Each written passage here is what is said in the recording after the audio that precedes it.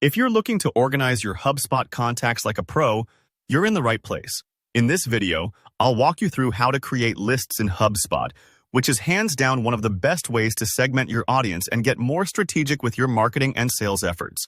By the end, you'll feel confident separating contacts based on their behaviors, properties, and interests, so you'll really know who you're talking to.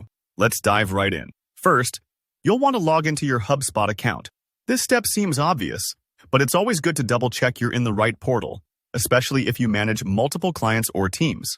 Now, up at the top navigation bar, find CRM, and then click into Lists. This is your central hub for all things segmentation, whether you want to create new lists or manage the ones you already have. Next up, we're going to start building a list from scratch. In the top right corner of the Lists dashboard, look for the button that says Create List and give it a click. Right away, you'll see a configuration screen pop up. Now, this is where it helps to slow down a little and be thoughtful. Think about why you're building this list, naming it something clear like leads who downloaded the ebook or 2023 event attendees helps you and your teammates find it later. Try to be specific, because as your database grows, good naming conventions really save time. Now, you'll need to pick what type of records you want this list to include.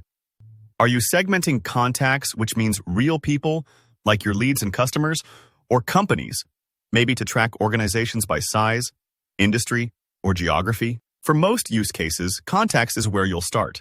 You'll also need to decide on the list type, active or static. An active list is kind of like a live scoreboard.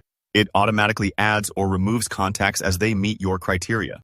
For example, if someone moves from lead to customer, HubSpot will update the list for you. No manual work needed.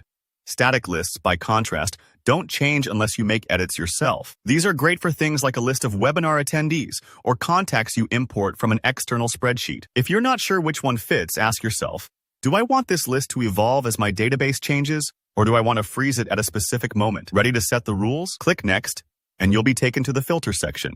Now, this is the part where you actually define who should show up on your list. On the left, you'll see filter categories like contact properties, activities, and form submissions. Suppose you're after leads in a particular lifecycle stage.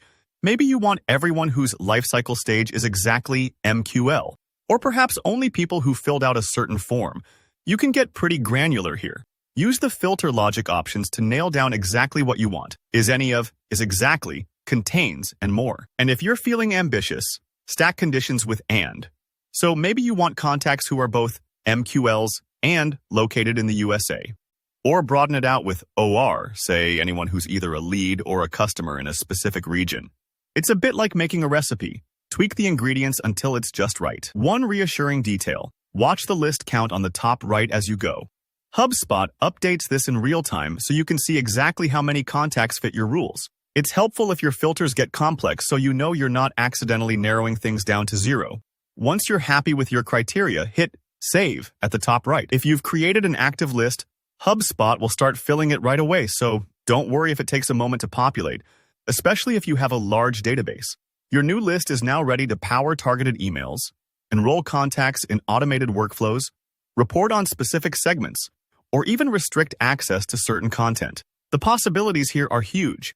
If you want to take list segmentation even deeper, check out the official HubSpot Academy for more advanced tips and video walkthroughs. And that's it. Creating lists in HubSpot really does unlock smarter marketing and sales. If you found this tutorial helpful, be sure to hit that like button, drop any questions in the comments below, and subscribe for more practical HubSpot guides.